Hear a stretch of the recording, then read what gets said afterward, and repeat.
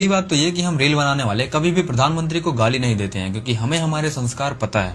कुछ मुझको विशेष प्रेम करने वाले लोग भांति भांति के रील बनाते हैं, कोई इसको प्री प्लान बड़ा ड्रामा है ऐसा कहते हैं।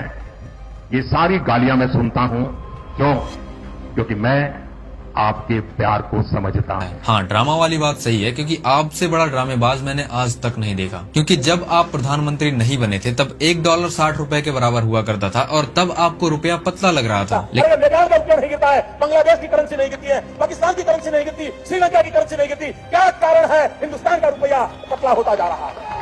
लेकिन अभी $1 90 पार हो चुका है, लेकिन आप इसके बारे में बात तक नहीं करते हैं। ड्रामेबाज आप इसलिए भी हैं क्योंकि एक तरफ आपने नारा दिया बेटी बचाओ बेटी पढ़ाओ का, वहीं दूसरी तरफ आपने मणिपुर के ऊपर नजर तक नहीं घुमाया, जहां पर महिलाओं को नंगा करके रोड पर घुमाया गया, उनके साथ अत्याचार किया गया, शोषण किया गया। आपने एक शब्द नहीं बोला। ड्रामेबाज आप इसलिए भी हैं क्योंकि एक तरफ आप गाय को गौ माता बोलते हैं, उसकी पूजा करते हैं, उसके नाम पर वोट बटोरते हैं, लेकिन दूसरी तरफ आप ओमान से हलाल सर्टिफिकेट भी लेके आते हैं उसी गाय के मांस को एक्सपोर्ट करने के लिए। लेकिन इसी बीफ एक्सपोर्ट का पैसा आपको अच्छा नहीं लगता था जब तक आप प्रधानमंत्री नहीं बने थे।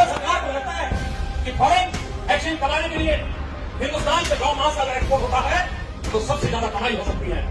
आप कितने बड़े ड्रामेबाज हैं इसका पता मुझे 2022 में ही चल गया था, जब आपकी माताजी का निधन हुआ था। कि इतने बड़े हिंदुत्व का झंडा लहराने वाले आप, सनातन धर्म की रक्षा करने वाले आप, अपनी माता के निधन पर अपना सिर तक नहीं मुंडवाते हैं।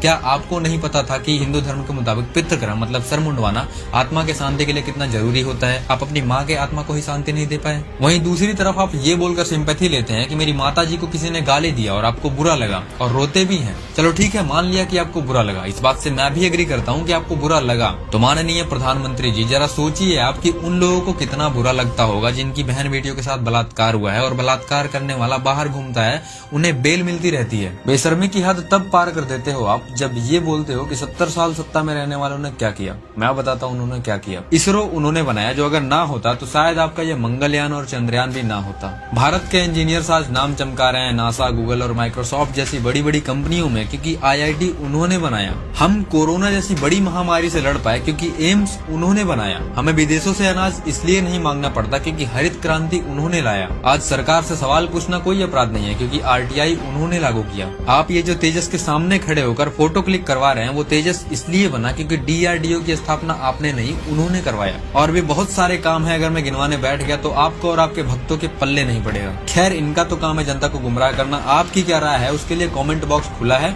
और फॉलो कर सकते हैं, क्योंकि जो बात मीडिया कभी नहीं करती है वो बात हम करते हैं। जय हिंद, जय भारत दोस्तों।